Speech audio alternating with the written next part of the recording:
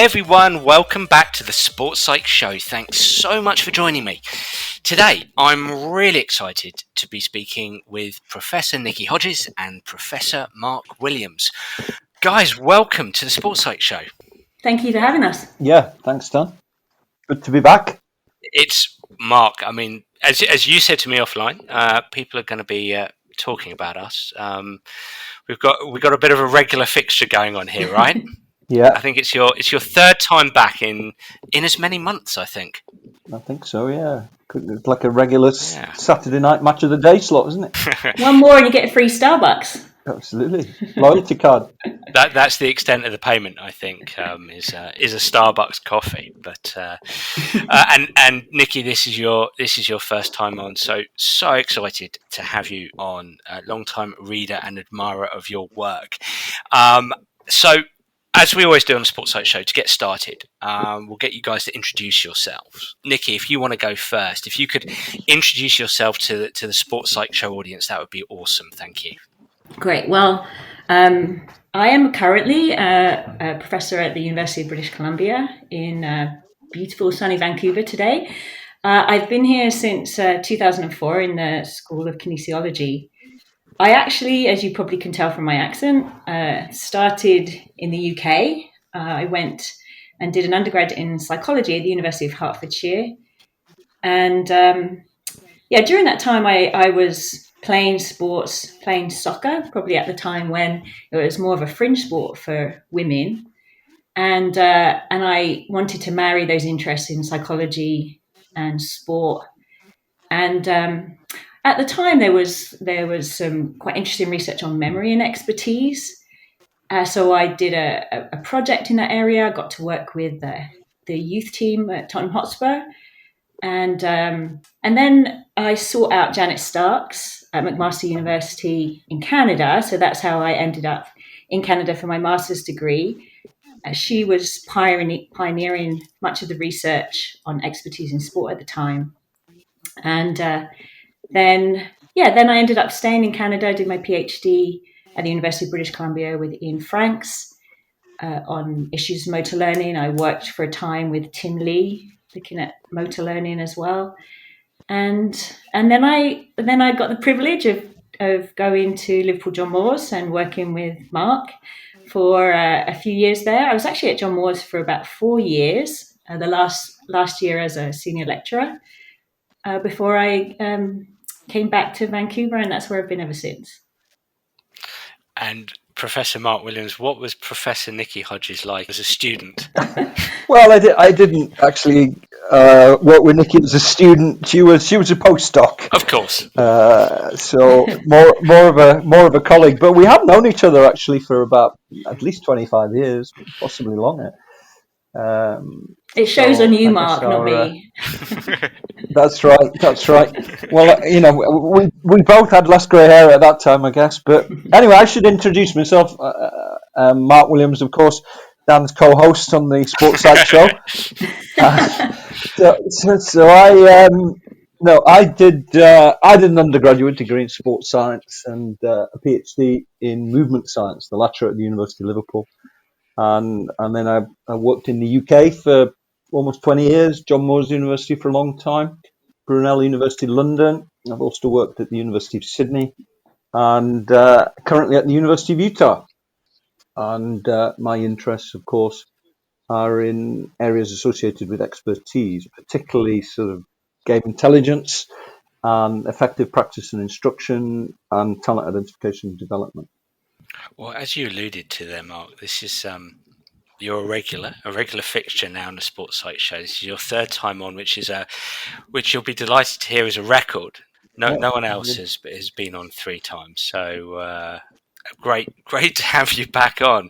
And today we're going to be talking. I'm slightly out of my comfort zone today as a sports psychologist. We're going to be talking skill acquisition, something I'm passionate about, but don't profess to have a deep expertise on. But specifically, we're going to be talking about a book you've both edited, aptly titled Skill Acquisition in Sport. And I believe you've recently released the 3rd edition, and the first edition was way back in 2004, actually the year you were making your journey across the Atlantic, Nikki, over to Canada. So exciting times with this new edition. And Nikki, just coming to you first, what's new and improved in edition number 3? Yeah, thanks for that question, Dan. I was thinking that maybe I'd give a slight history on the skill acquisition in sport book. So when I was at Liverpool John Moores University, this was Mark's idea that there was a gap in the literature, and that it would be great to bring together leading experts in the field to come up with a book on skill acquisition in sport. And we did. I think that first edition really was a really nice showcase of what was happening in the field at the time. And then 8 years later, 2012, we had the second edition, and now in 2020, another 8 years, so 16 years in total, we've got to the third edition. Wow. And there have been a few chapters that have stayed, at least topics, not necessarily the same authors. Wow. In this new edition, we have 40 brand new authors and 10 completely new chapters. So given that the book is only 20 chapters, I think, or 19 chapters, it's pretty new. Yeah. So yes, some of the areas that have stood the test of time perhaps wouldn't be necessarily that surprising, but those on feedback and instruction, organisation of practice and contextual interference, and then the perceptual cognitive expertise work. And as well as, we've always had at least one chapter on the ecological dynamics approach, or constraints-led approach. There's 2 chapters in the current book. So a really nice contemporary view of what is happening in skill acquisition in sport. Brilliant stuff. It certainly gives us a deep dive. There's 4 sections. Section 1, providing instruction and feedback, as you mentioned there, Nikki. Section 2, organising effective practice. Section 3, high-level skill training. Section 4, mechanisms and models of skill acquisition. I thought what would be a great idea would be to dive into bits and pieces, perhaps of each section, if we have the time, but at least certainly covering section 1 and 2. And you start the book off with feedback, and I know this is an area of particular passion for you, Nikki. And I mean, my background, I was a professional golfer and a golf coach, so providing feedback, when I reflect back on my golf coaching career, brief as it was, because sports psychology took over pretty quickly, but I reflect back, and I was probably quite quick to deliver feedback to clients rather than letting them settle on the sort of the intrinsic sensations that they were experiencing when they hit their golf shots, which, as I say, when I reflect back, it was probably not quite as optimal as I would engage in it now. But I'd love, Nikki, because as I say, I know this is an area of interest to you, if you could speak a little bit to feedback and its role in skill acquisition, and really where you're coming from in this specific chapter, if that's okay. Yeah, sure. So this chapter was co-authored by David Anderson, Dick McGill, Kylie Steele, and sorry, there was one other person who I don't have in front of me at the moment. But David Anderson and Dick McGill did contribute to the previous version of the book as well. And the first issue, where we had a chapter on feedback, that was Gabby Wolf and Charles Shea. And so some of the areas and methods discussed have stayed the same, and some things have changed. In this current chapter, the authors really focus on technology, how we have Fitbits and we have information at our fingertips now, and the potential benefits and costs of that. But probably the main area that's stayed as a focus in the feedback literature is the principles to do with feedback guidance. Like you said at the beginning there, that there are sources of information available when you perform an action that are intrinsic to that action, and then there are sources of information that are typically augmented by a teacher or coach or perhaps some device. And that can be good, can be really useful because it helps, you can assign the reason for performance or outcome to a particular error in technique. So sometimes augmented feedback is necessary for things that you can't see, but it can become guiding. And the more guiding it is, especially if that feedback is not going to be available in competition, then the more harmful for performance, for learning it is in the long term. So there's a rich literature on the guidance effect, and generally the idea is that you want to provide feedback perhaps more earlier in the skill acquisition process and then fade it out over time. Consider ways of summarizing feedback or giving the learner choice to ask for feedback when they need it. They don't ask for it every trial. So, and in fact, there's some literature showing that people prefer to ask for feedback actually when they're doing well, perhaps more sort of some motivation reasons, or that they know when they mucked up and they don't want the coach to tell them. And then there's also the really interesting work from Gabby Wolf and colleagues on attentional focus as well. So one of the principles that have really stood in the feedback literature is that you want to try and encourage this focus on something external to the performer. So like the racket in tennis rather than the hand, for both performance and effective long-term learning.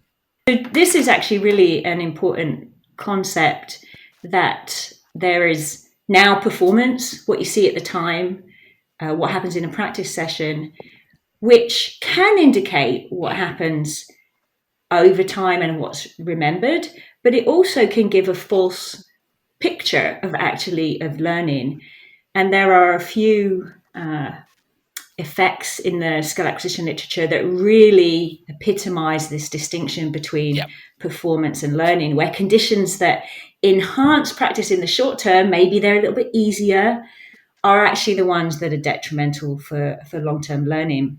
So we, based on distinctions made in Schmidt and Lee, which is like one of the Bibles of skill acquisition, motor learning, motor control research, that there needs to be a relatively permanent change in performance, and to assess that there has to be performance looked at over multiple sessions with some rest period in between.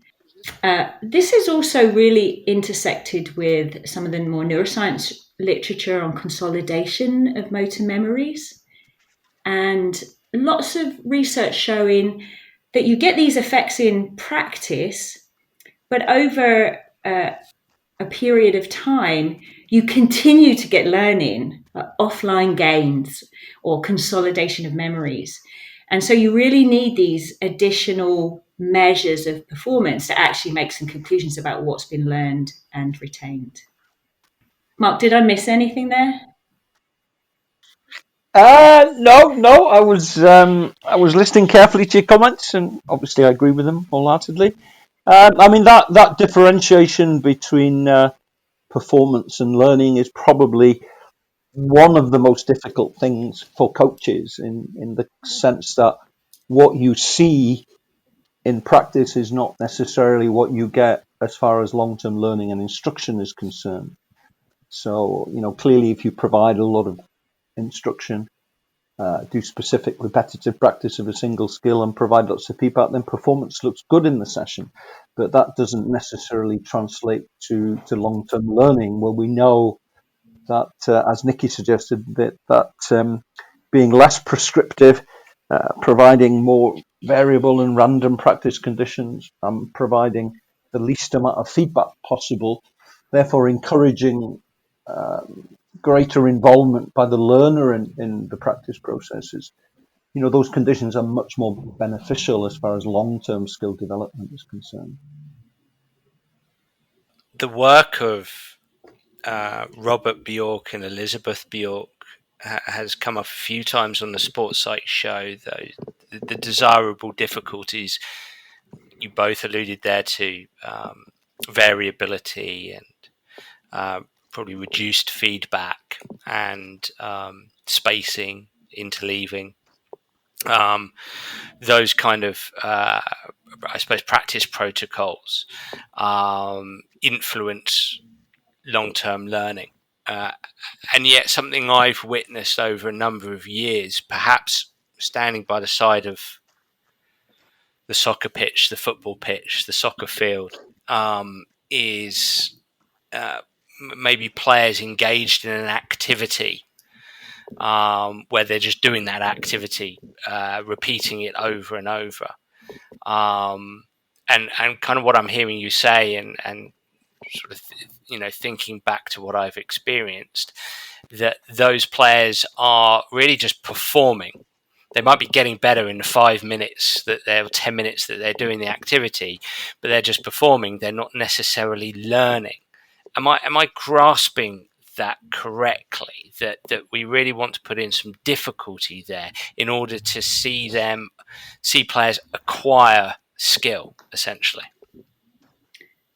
I think you're spot on, actually. I mean, this notion of desirable difficulties is really well encapsulated in one of the later chapters on the challenge point framework in the theory section. Okay. And actually, Keith Lose and I have I'm going to do a tiny plug here. No, please do. We've just written a paper that we're just about to submit on the challenge framework applied to coaching, because I think it's something that hasn't actually been taken up as readily as perhaps some other ideas. And I think it provides a really nice philosophy for thinking about practice design, instruction, these issues about what you see in practice and how sometimes it feels like you're learning a lot, but in actuality, those easier practice drills where you're perhaps not so engaged are not the ones that are going to stimulate learning. And I think this really ties well into a number of the chapters on practice organisation, such as the contextual interference effect, which I imagine we'll talk about a bit later. Also, there's a nice chapter by Keith Lose as well on reward and reinforcement learning, which really underscores this idea that learning is stimulated when there's new information in the environment. And this is the essence of desirable difficulties in the challenge framework, is that you need some uncertainty, some new information, which is basically some kind of error between what you expect and what you get. If everything meets your expectations, then there's no new learning to take place. So this prediction error is a fundamental part of learning. And this is tied to this idea that to stimulate learning, a catalyst for learning is uncertainty, or if you want to call it another way, error, which is really encapsulated in the notion of challenge and difficulty. So, I mean, you can, practice and do things repetitively. I think there's a place for that, motivationally and for maintenance. But to stimulate improvement and learning, then you need to take people outside of this comfort zone into a place not far outside, but a place where there's a stimulus for new learning. So I'd like to maybe follow up with a couple of points, really. I mean, picking up on the point that Nikki raised earlier on, in the sense that I guess when the first book was conceived some 20 years ago, in fact, it rather feels like Nikki and I have had 3 kids together, given these 3 books have been conceived equally 8 years apart. But, we were trying to fill a gap in the literature at that time. And I think the book has done so to some degree. It is a book that's mostly driven by science. And Nikki and I have spoken a few times in the past, actually, that almost you could run a sort of a book alongside it that was much more applied. But regardless, I do think the book has filled a gap in the literature, but I still think that gap is quite big. And that is in terms of the manner in which the science generated by people like Nikki and our colleagues in the field, and how some of those scientific concepts are then applied by the coaches. in the field setting. I think we've got better if you look at it over a 20-year period, but I still think there's a big gap there. And for me, moving forward, that's the area where we can probably make more gains in. How do we ensure that practice and learning is as efficient as possible? And then I said earlier on, my second point, I said earlier on that the differentiation between performance and learning is one of the biggest challenges for coaches. Well, I think the other challenge for coaches as well is this concept around challenge points and desirable difficulties by virtue of the fact that they're usually working with groups of athletes. And clearly everyone is at a different stage in that learning process. So it becomes a real challenge for a coach when they've got maybe 14, 16 athletes that they have to try and create what we might call deliberate practice opportunities, so that they're practicing at that challenge point at a suitable level of desirable difficulties. But clearly, not everybody's at the same level. There's a lot of individual differences there. So that's probably the second biggest challenge for coaches, as far as I can see, balancing the demands of the session to meet the unique needs of each of the individual learners that they have. And is that where augmented feedback has its use for coaches, is that they can actually intervene through their communication, through their feedback? Or do you think that has to happen prior to a training session, an activity, perhaps through this notion of deliberate practice, that with specific, let's say, soccer players, footballers, or basketball players, if we were to use an example for another sport, that they'd set up a process with players prior to sessions, prior to activities, whereby they're setting them specific tasks that could be construed as deliberate practice. I'm deliberately practicing my first touch, my passing, my dribbling, whatever it is. Is it the feedback during the session that perhaps makes the difference for your individual development, or is it conversation prior setting up deliberate practice? Whoever wants to take that. Who's bravest? Well, that's a tough question. I'll have a small go, because there are lots of things you discussed there. Notion of deliberate practice, individual differences, and coach providing instruction and feedback that maybe is dependent or independent of performance. I suppose ideally, any kind of instructional manipulation or practice design manipulation would be that focuses on something that's determined as perhaps a weakness. So that can be a conversation in advance. And I know in the deliberate practice chapter with Paul Ford and Ed Corlin, they come up with this Aspire model, which is really about this kind of analysing the performance of the individual, but maybe how other individuals have actually, who are maybe at a higher level, have actually overcome perhaps some of the weaknesses that may be at a more junior level. So anyway, identifying what's the critical weakness, which is not easy. This is something that's raised in the chapter actually on feedback, is that what we know quite little about actually, which is surprising given how long we've been studying it, is what is the critical variable to give feedback on.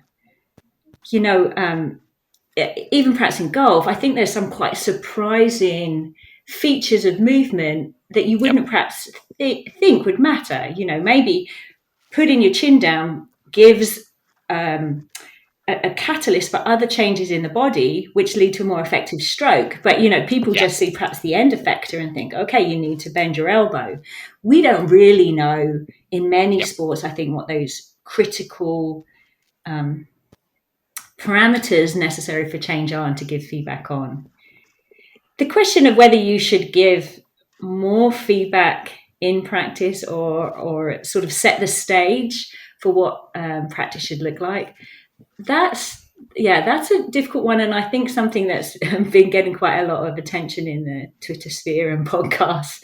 This hands-off instruction. I mean, Mark and I, from a different theoretical viewpoint than people who are working more in sort of the ecological or constraints-led approach, wrote a paper many years ago, I think, in the 2000s, really on this kind of hands-off instruction, because of what we knew about feedback guidance, because of what we knew about autonomy in this self-directed practice, because of some of the literature on implicit learning, that it isn't useful to overly guide individuals. Errors are important for learning.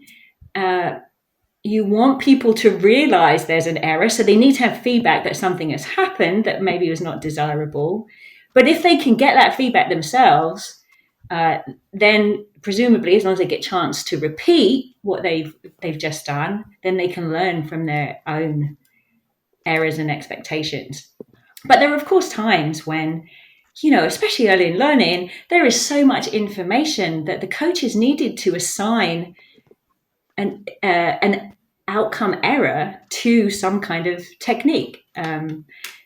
Otherwise, you're just a massive uncertainty, And if you want behavior to change, there's also lots of research that things that are not obvious, like the coordination between different joints, you can augment that. I mean, that's hard for a coach to know unless they actually have some perhaps equipment to give feedback on these less salient cues.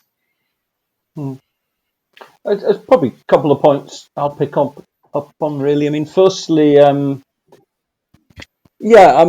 guess most of the work around deliberate practice was focused on individual athletes and identifying empirically where possible, what are the areas that need work on in order to improve. Yeah. And of course, by definition, that the areas that need work on are going to be different for every single player.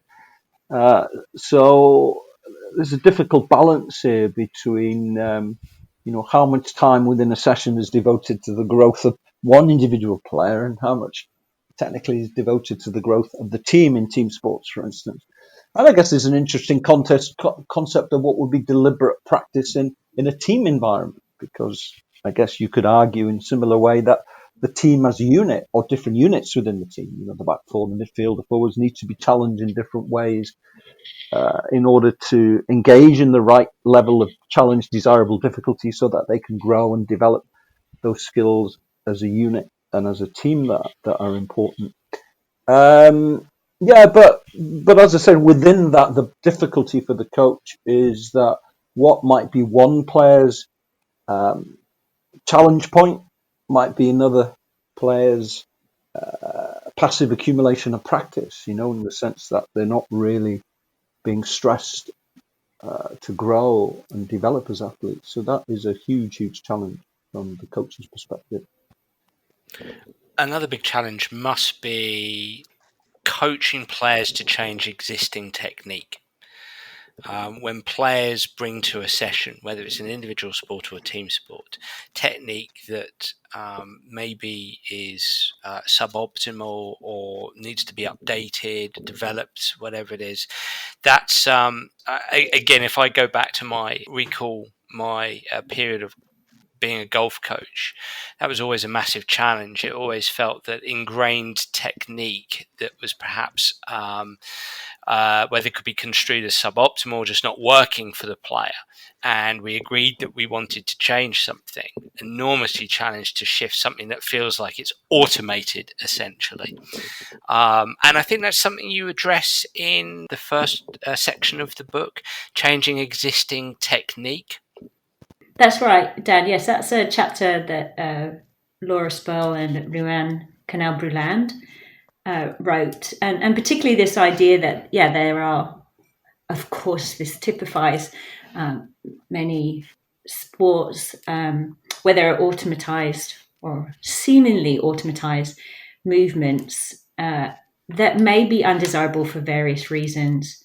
This could be something that's causing injury, that's maybe unsafe, or something that worked at a level, against one type of pitcher, for example, in baseball, that's no longer effective against fastball pitcher. So there's an identified need for a change in technique. Yeah. And I think what came out of this chapter and in generally in this area is that it's not so much about acquiring a new technique, although that's obviously the important part, but inhibiting the old technique. And a lot of that research kind of comes back to some of the sort of more behaviorism principles of habit extinction. And then there's some discussion. There's really not a lot of research in this area. I have a student in my lab at the moment who's really interested in strength and conditioning, and for his thesis he's been trying to look into this literature as well. A lot of the studies are case studies, but there's some interesting ideas about changing technique. One of them is this idea of amplification of error, which has received some attention in rehabilitation science, a tiny bit in coaching science. But really, what you're doing is asking the person to exaggerate something that has been identified as an error, to really bring it into focus, to make that error salient and aware. And then once that happens, then you say, okay, now maybe you might use a contrasting technique, or the old way, new way, where you might try it without the error and then you exaggerate the error again. I've actually had some interesting conversations with Kate Medill, who Mark knows as well from the University of Sydney, who works in voice therapy. And in voice therapy, what they call negative practice, this idea of trying to change a person's voice by getting them to do what's desired and then come back and speak the way they used to. So if they have a gruff voice, and then speak without it, but to continually make these comparisons between what is undesired and desired is a mainstay of voice therapy. It hasn't had much empirical attention in skill acquisition research, but I think with some of this work on amplification of errors and this contrasting, and this great chapter again by Ruan and Laura, I think that will be changing. Yeah, I mean, I think there's quite a lot of novel material in that chapter, isn't there? And I think it's a topic that, in the practical domain, is a very vibrant one, isn't it? I think I listened to Rory McIlroy talking recently about the fact that he's changed his swing, and I don't know what specific changes he's made and how they've gone about that process. I mean, Nikki obviously spoke about there the notion of providing some level of instruction to change the action and then allowing that instruction to become more automated through prolonged practice. I guess one could also conceivably put some kind of physical constraints on the swing in some shape or form to change behavior, which would then mean that learning might be a little bit more implicit and potentially less likely to break down under pressure. But, as I said, I think it's a fascinating question from the coach's perspective, and that's quite an interesting chapter that begins to touch upon some of those issues. I mean, interesting in the sense that from the previous point as well, and I know we discussed this in the last pod a little bit around this notion of information processing and dynamical systems theory. I mean, at an applied level in terms of what the coach is doing, I don't think there's much difference. I mean, even if I was a devout cognitive scientist, I'd be saying, well, provide the least amount of instruction, provide dynamic variable practice conditions, provide the least amount of feedback, and manipulate constraints of the learning environment. So whilst there are clearly theoretical differences in regards to the nature of what learning is and how it occurs, I'm really of the view that there are relatively few differences in terms of the coach's behaviours and actions. We're all singing off the same hymn sheet in terms of the kinds of coach behaviours that are most conducive and beneficial to the development of expertise. I remember the last 5 minutes of our last conversation, Mark, where we spoke at that at a reasonable length, and we were both a bit scared we were going to get tons and tons of negative feedback on Twitter about that, and you'll be delighted to hear that that's not happened so far. So I think it's been reasonably well received. And what I'd like to put to you both, I've written down 4 words that are coming through to me because we this is a complicated topic to talk about, and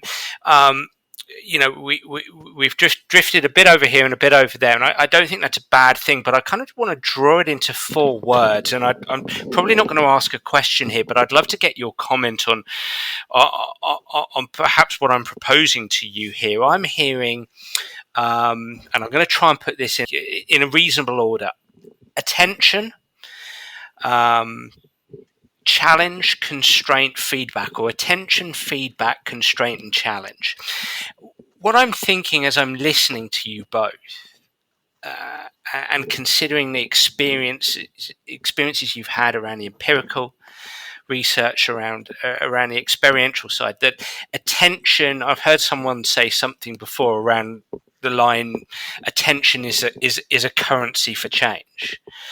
Nikki, you spoke about the importance of, I suppose, exaggerating a move to be able to change it. And I was thinking there, wow, if I exaggerate a move, and I suppose my bias, I'm coming back to golf, I'm thinking exaggerate a move, absolutely, because I can then really pay attention to it. If I pay attention to it, I become aware of it. That gives me a greater chance to change it. So it almost feels like attention is this ongoing cognitive process that is always dealing with change. I'm thinking about feedback, and I'm listening to both of you and saying, look, it's important to minimize feedback, whether you're an information processor or an ecological dynamicist, but not, as you interestingly pointed out, Nikki, to the point of uncertainty. We still want to deal in certainty as best we can. We want players to have some form of certainty around movement. So there might still need to be some overt direct feedback. I'm thinking of constraining the environment, constraining movement. As you mentioned there, maybe Rory McIlroy is with his new coach, Pete Cowan, very, very good European Tour coach, is constraining things in order to help him acquire a change of skill. And boy, his skill, a lot of it is going to be automated. And then challenge point. And you both seem really excited by this. And it's a chapter in that last section that the challenge point, playing about with that, whether it's desirable difficulties, whether it's stretching through challenging tasks, that seems like something that's really important for skill acquisition. So a couple of minutes of waffle there, but attention, challenge, constraint, and feedback. Does that resonate at all? Can you add any words? Am I missing anything? Am I going in the wrong direction here? There's lots of light bulbs going off. I think you're not going in the wrong direction. These are important. Yeah. I will maybe qualify a little bit on attention as a catalyst for change. Change can happen without awareness too. So we do know that there's lots of processes that are delegated in our system to much lower levels. So we have a prediction of the sensory consequences of an action that we're not necessarily aware of. We don't really need to pay attention to. And so we can get learning more on an implicit level because those because those expectations are violated in some way. But I think what we're realizing is that those sort of more implicit systems and explicit systems have to talk to each other in some way. There's some independence. My system is going to take care of the details. I don't have to worry about it. But there's also, I think, when the errors are large enough, or when there's attention to certain processes, that there is likely to be a change. Now, it may be a different change than that brought on when we're not aware of those disconnects between expectations and consequences. That's one thing. I think also this idea of constraints. Mark and I have discussed this many times. That these constraints are critical. Instructions as a constraint. I think a lot of the methods don't really necessarily belong to any theory. For example, instructions, that's not theory based. It's just a method. And I think we've got lots of research where we're testing the effectiveness of methods. So does this work? But what we need is, why does this work? And we work on these micro theories. I think skill acquisition has so many theories. There is this sort of general philosophical approach, and I think the ecological dynamics approach has done a really good job of providing a really broad macro way of thinking. I think the challenge framework could also do the same. But in each of these chapters, you'll probably find that there's maybe 2 or 3 theories discussed within a chapter, because we're trying to find explanations for why things happen. And, if you put in a constraint, maybe whatever that is, why does it change behavior? I still think this is something that we are starting to have conversations about. I hope that dialogue doesn't get cut off because people are playing in different playgrounds and they're not using the skipping rope that they should, or whatever it is, that we need to continue these discussions, because the fundamental science that gets at explanations has to be taken up by the practitioners to apply it to sport, as well as having people who sort of bridge, like this, going back to one of Mark's conversations earlier, these people who are also working at this boundary between the sort of the lab-based science and the more applied. Maybe a bit off topic, but I had to make my point there. Well, let me say that I agree with Nikki that, for instance, providing instruction is a method. I guess you could argue to some degree that the theoretical framework might guide the way you use that method, but both theoretical frameworks suggest that the least amount of instruction, the better. So, so we end up in the same place pretty much. I think your 2-minute summary there was a good one. You've certainly highlighted some of the key areas. I mean, certainly one additional word that I would throw in there is specificity, in the sense that, the practice environment has got to match the demands of the competition environment. And that is not just technically and tactically, but also physically, psychologically, the stress, the fatigue. And I suppose there's a very simple litmus test here, in essence, in the sense that when you look at a practice session, maybe the first question to ask is, does it look like the game? Are the demands of that practice session as close as possible to what the demands of the game are? Because ultimately the players have to go out and perform in that environment ultimately. So we need to create, through specificity, the suitable level of challenge points and desirable difficulties in practice. And I know an analogy that I've used before, in the sense that, learning ultimately is a biological change in the system. So in much the same way as we might want to, for instance, if we weight train, we might want to develop a bigger bicep, then what are the fundamental principles there? Well, specificity is key to start with, in the sense that, clearly I've got to do exercise that stress the biceps and not, the deltoids or leg muscles or whatever. And certainly there's some degree of repetition there, although it's repetition without repetition to some degree, and that some variations of different exercises around growing the bicep muscle are beneficial. There has to be an overload, a desirable difficulty, a challenge point, and muscle fibers grow during through process of supracompensation during rest and recovery. So learning is the same in many ways. I mean, in a small-sided game environment, in basketball or field hockey or soccer, then different neural structures are activated in the brain while you engage in that process. So in similar way, we have to have specificity. There has to be repetition, but perhaps repetition without repetition. There has to be overload, so that in much the same way that muscle fibers grow and develop, then neural structures in the brain grow and develop and are shaped and molded to resemble, the structures that are needed to cope in the competitive environment. Coming straight back at you, Mark, and I'd love to get your opinion on this as well, Nikki. I mean, it's really interesting you're using the term specificity, and I wonder if almost I'm in my own mind hearing, let's say, an ecological dynamicist use the term representation, although I'm not 100% sure if they're exactly the same thing. You use the term repetition without repetition, which is something, again, that ecological dynamicists would use that term.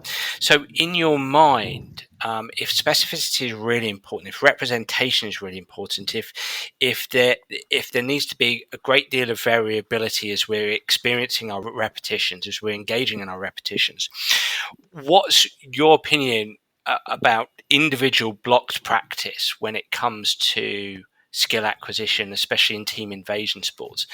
Is that an actual useful?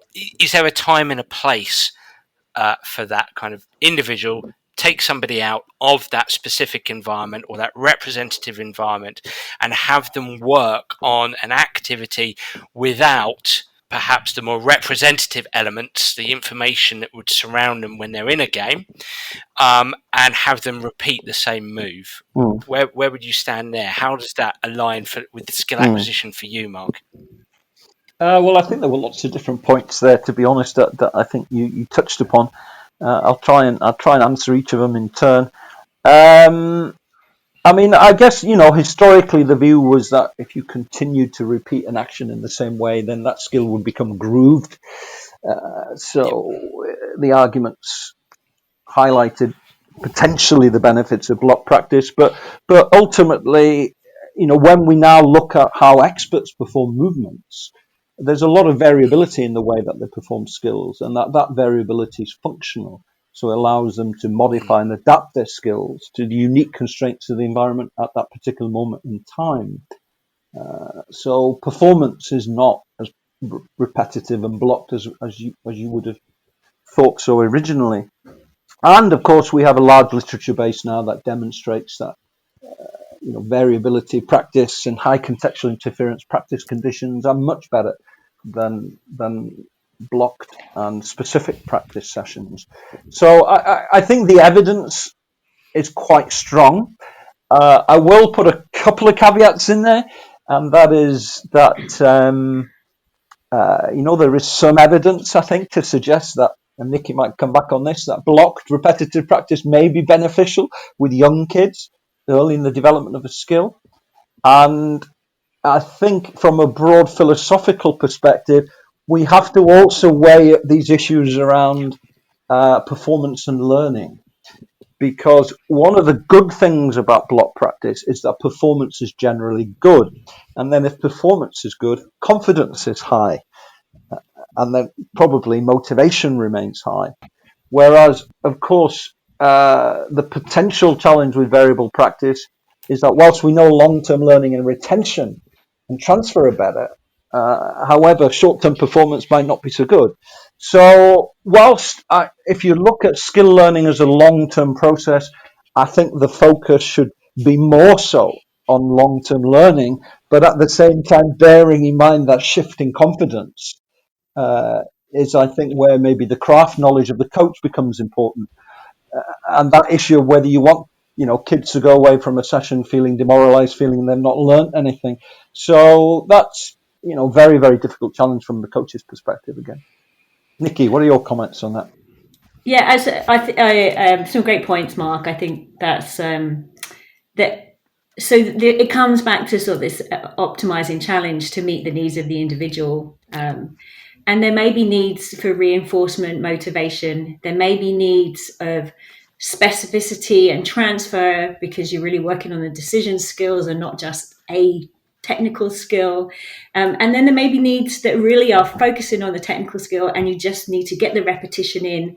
So removing the individual, engaging in block practice to bring about awareness of what an issue may be, assuming you can identify it, and reinforce it, then I think makes sense. Everything is about maybe just that's not your exclusive focus. I mean, I think that message has got through. People understand mostly, maybe perhaps not all the recreational levels, that drill type practice doesn't look like the game.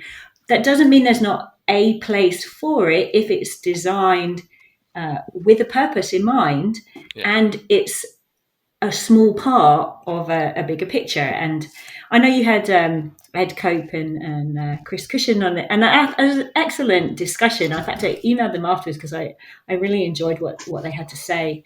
And but they talked about going from the whole to the part to the whole. With this idea that you use the game to understand what some of the issues are, and then you move to small-sided games to try and isolate some of those issues or skills, and then you bring it back again, and that made just perfect sense, and probably did to many of the coaches who were listening as well. We in our sort of revised kind of challenge framework, we distinguish this kind of maybe train to learn from train to transfer or train to maintain. And I think some of the goals may be different. There could be some similar principles, but the difficulties that you put into practice or the challenges designed to improve performance may be slightly different than the challenges that you have for specificity and to maximize transfer. And they may be different to the difficulties you want when you want to reinforce and maintain particular skills as well. So perhaps even just having that higher order notion about why am I doing this, or part of my training session, I think could change how you conceptualize difficulties as well.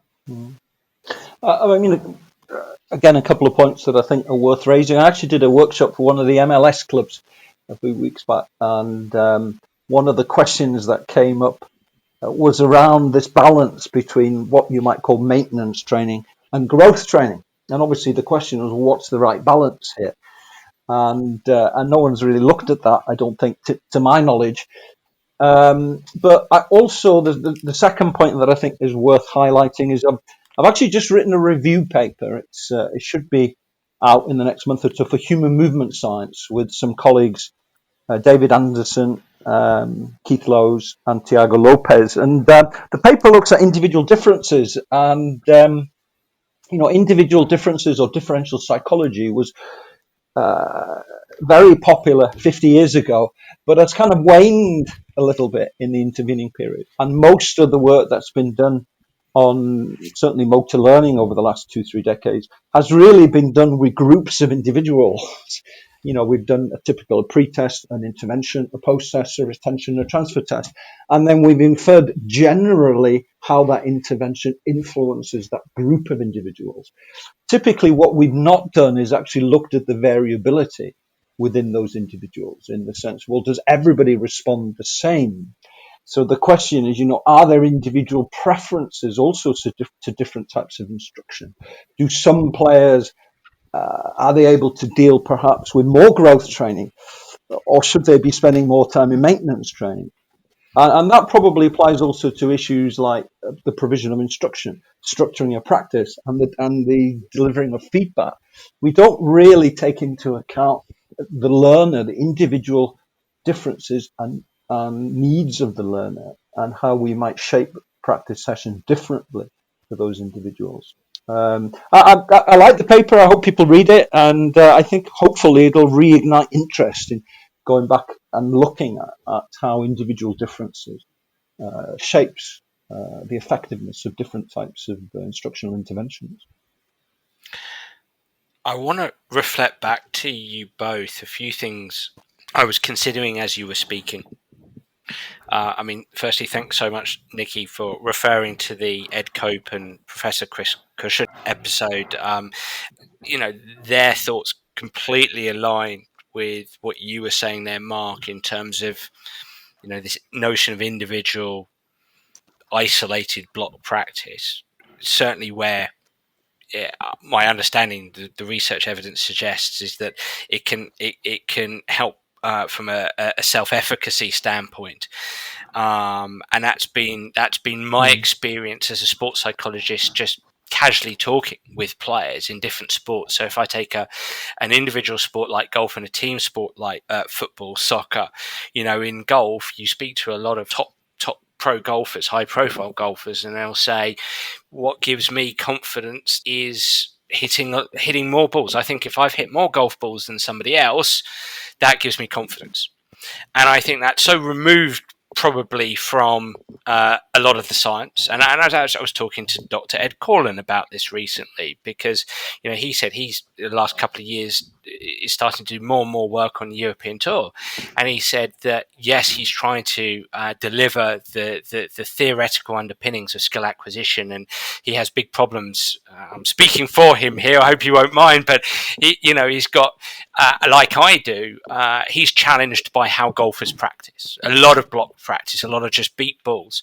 But he also said to me recently on a phone call, he said, "Look, Dan, I have to appreciate and respect if somebody is saying to me, if I hit 500 balls, Ed, and it makes me feel good, then I've got more chance of going and hitting great shots and shooting a low number."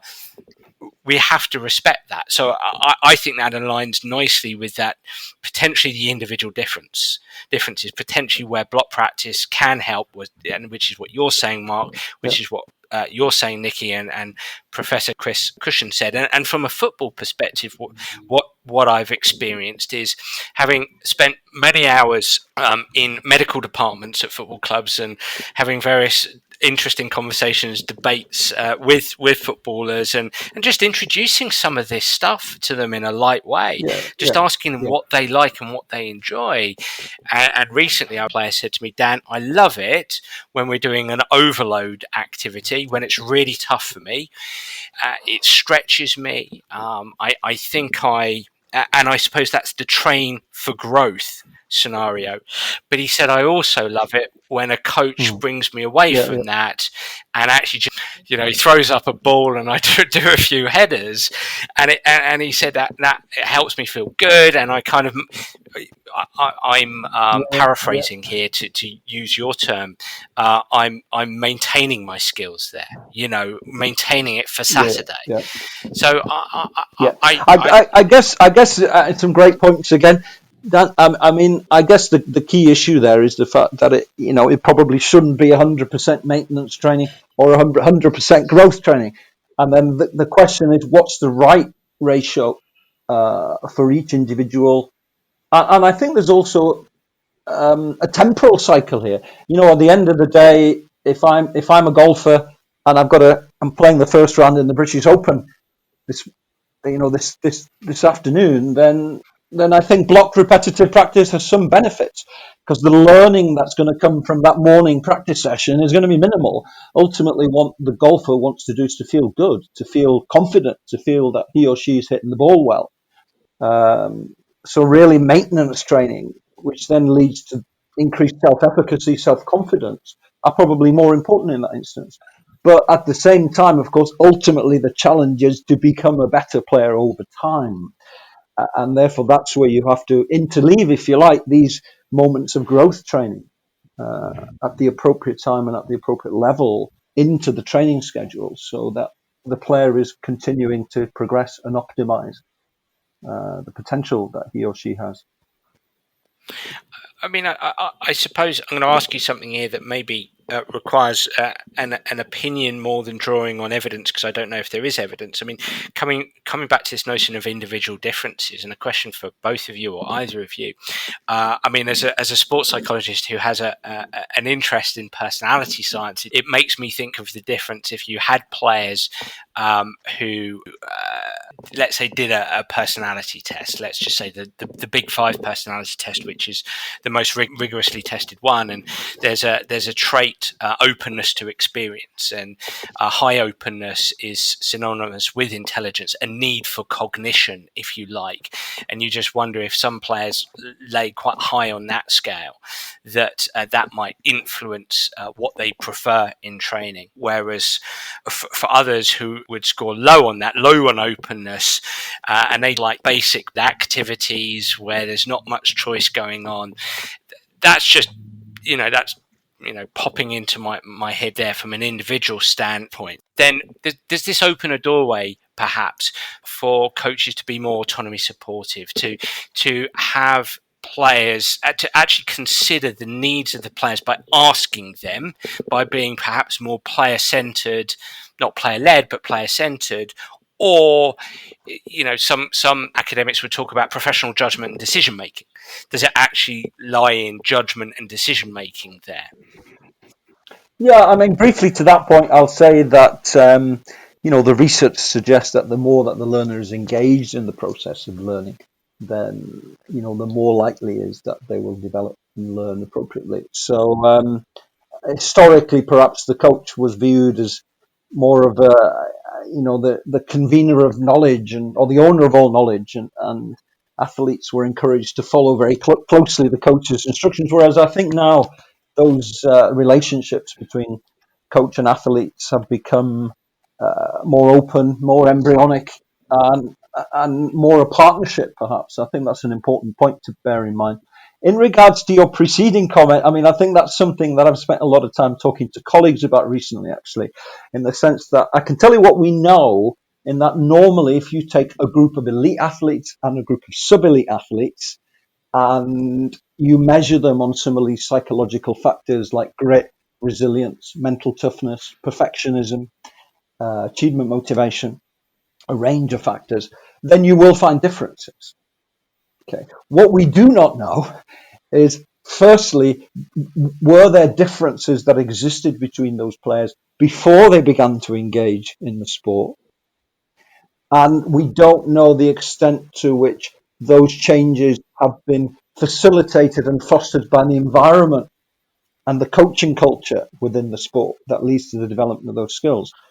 So we don't really know how much those skills can grow. We know they can grow through environment and interventions, but we don't know whether there are how strong the genetic constraints are on those factors, and how much variability and flexibility there is in terms of growth in those factors. And there's no doubt in my mind, although probably not empirically proven so far, that in regards to that earlier question of how much time should you spend in maintenance training, how much time that you might spend in growth training, then it may well be that characteristics like grit, resilience, and mental toughness may allow athletes to engage more so in growth training because they're better able to deal with the potential threat of failure and the growth opportunities that come. But I'm not sure to what extent that's been tested, but I think it's a very interesting question. Nikki, did you have any thoughts? I do have lots of thoughts. I'm trying to figure out how best to convey them. I'll try and keep it brief. One thing it made me think of, in some of our work we're doing at the moment, looking at development in girls and women's soccer, is we're doing a longitudinal follow-up of practice. This got launched just as COVID hit. So, however, what we included in this, sort of looking at the practice histories, was a questionnaire that we tried to put together that actually assessed whether people are engaging in deliberate practice. So, before I come to practice, do I think about what my weaknesses are? I'm happiest when I'm in practice when the coach leads and doesn't ask me what I think. Those kind of questions, because I'm not sure if it's. I've had some interesting discussion with people who work in the coaching arena who, think that actually kids develop this readiness to engage in deliberate practice, and they're the ones that are going to succeed. It's not something that's innate or that they're born with. It's that they suddenly realize, they get it, that actually they're in control. And some others don't, and they're the ones that perhaps more likely to drop out. So we're hoping to perhaps get at these transitions to the next level by doing this longitudinal design. I would also say that I think that some players, and I'm thinking about my kids here, but they like the outsourcing of the commitment. I can't get my kids to go in the backyard and do their own individual practice, but my youngest daughter is pretty competitive. If there's a practice schedule, she's there, she's putting it all in, but she's not, the commitment comes because of the external pressure to do it, because she wants to work for the coach. And I'm not sure she's developed that understanding, appreciation, or desire, and I think it's a development thing, that she needs to take ownership for that. Oh, but I'll just quickly follow up then with the notion that so I suppose what we don't have really is enough benchmarking data of where athletes are on these kinds of characteristics on entering in sport, and certainly supporting Nikki's point there, what we don't really have is enough longitudinal data that tracks the types of activities that these athletes are engaging in and how those activities then subsequently might change some of these psychological characteristics, both in a positive and a negative sense. So that would fit in with notions of deliberate practice. But access and time, of course, access to athletes and the time it takes to do longitudinal research have tended to be barriers to that kind of work.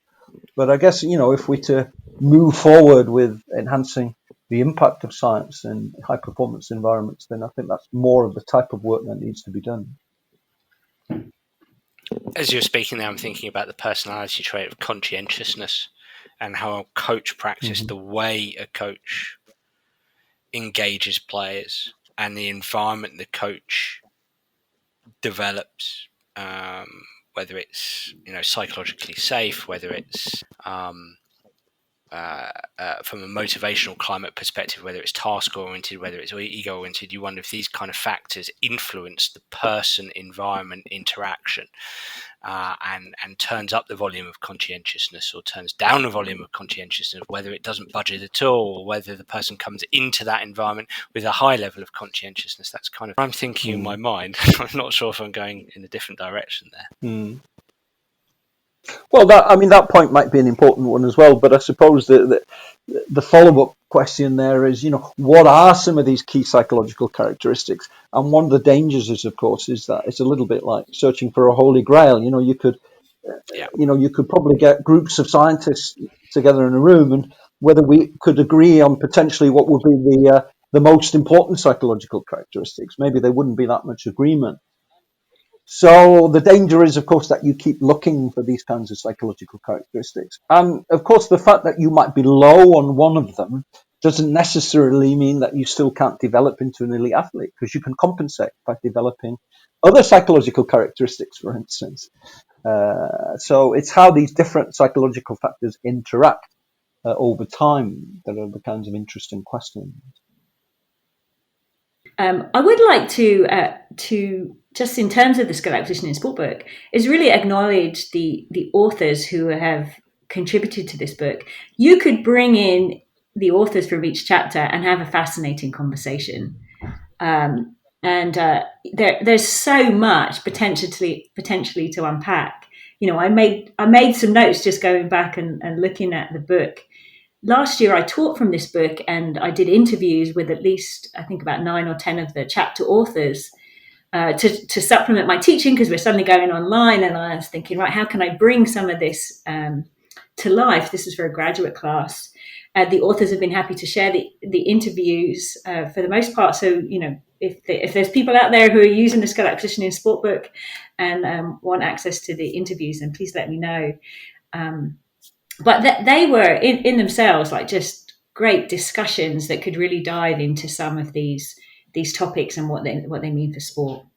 I'll probably close just by following up on that point, actually, in the sense that, as we said at the start, when we wrote or edited the first versions of these books in 2004, we saw a gap in the market. As I said also at the start, that gap still exists. And as Nikki said, there's a lot of young, energetic people now in the field of skill acquisition who are doing some very creative research work.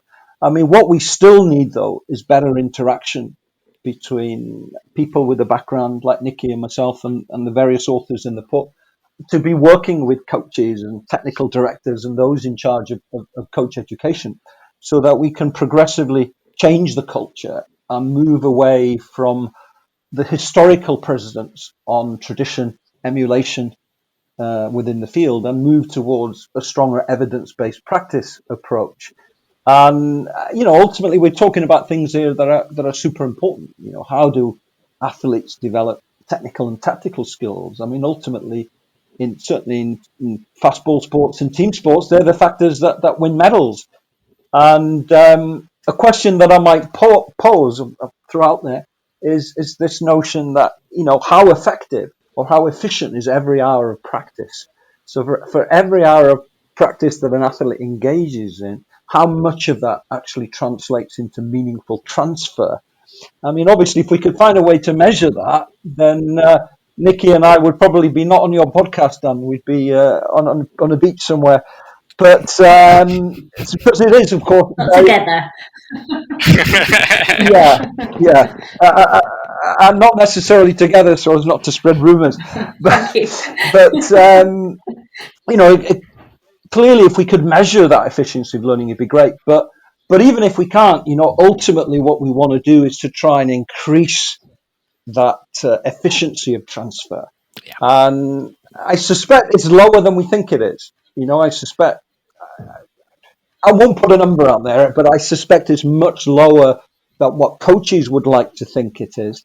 And I guess the question is, how can we raise that so that we get more return for every hour of practice in regards to optimizing skill development? I think that's where the future lies as far as I'm concerned. A final question for you, Nikki. Where does the future lie in skill acquisition for you? Where does the future lie? Well, neuroscience is really changing or influencing, I don't know necessarily changing, but influencing the way we think about learning. And of course, the greater access that we get to tools gives us more insight, sometimes just descriptive, but sometimes more explanatory insight into how learning is taking place, often more sort of micro scale. But those processes scale up. My mentors throughout my career have always emphasized the fact that fundamental science is still fundamental science, that we have models of knowledge that people can take and apply. To Mark's point, I think there's a need for fundamental science to just study learning processes, not worry about application, because the application will happen. I do think there is more of an emphasis on knowledge translation needed to happen, but we still need good science to help us understand the basics of how things may work. And so I do see that neuroscience, for good and bad, I think, but because some of the technology or some of the techniques appear to be this sort of Mark's term is like sexy science. I use this special TDCS machine, and then it's so okay, yeah, you pumped up the brain, and then they learn more. But so what does this tell us really about learning? And so I think as long as we maintain a mechanistic focus, I think some of those techniques will be really useful. I mean, just to echo that point, if you've got a continuum with fundamental science on one side and applied science on the other, then clearly, we need to be trying to work across the whole of that continuum. I suspect that most of the research work at the moment is nearer to the fundamental science side. It's a middle ground or slightly left field. Increasingly, more research is moving towards the right side of that continuum.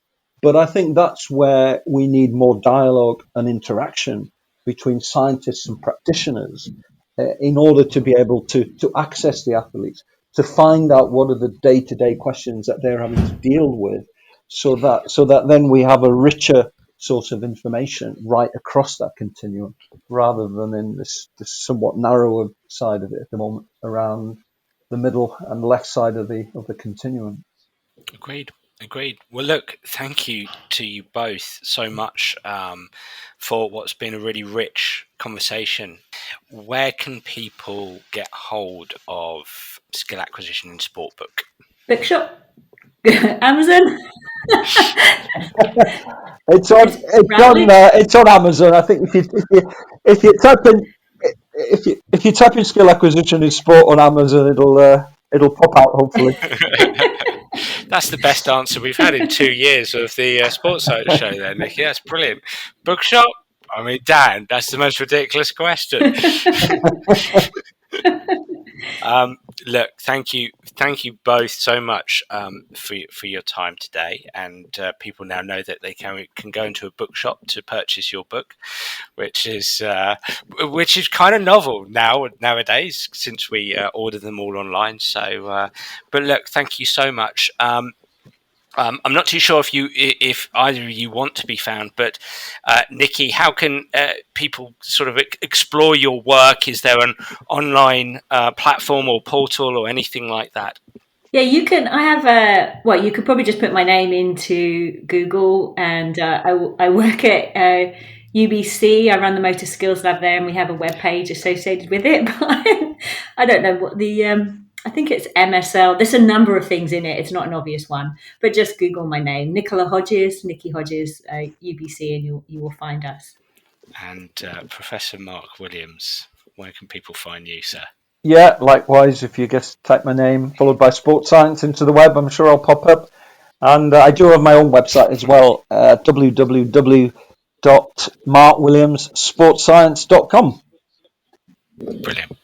Thank you both so much. That was a really good conversation, so thank you both. Well, everybody, I really enjoyed that podcast, and I'd love to hear what you, the listener, think. So please do get in touch via Twitter or Facebook or through my website, danabrahams.com, to tell me what you think of the Sports Psych Show. And if you do have any suggestions, I'd be delighted to hear them. I'm already looking forward to next week's episode. Bye for now.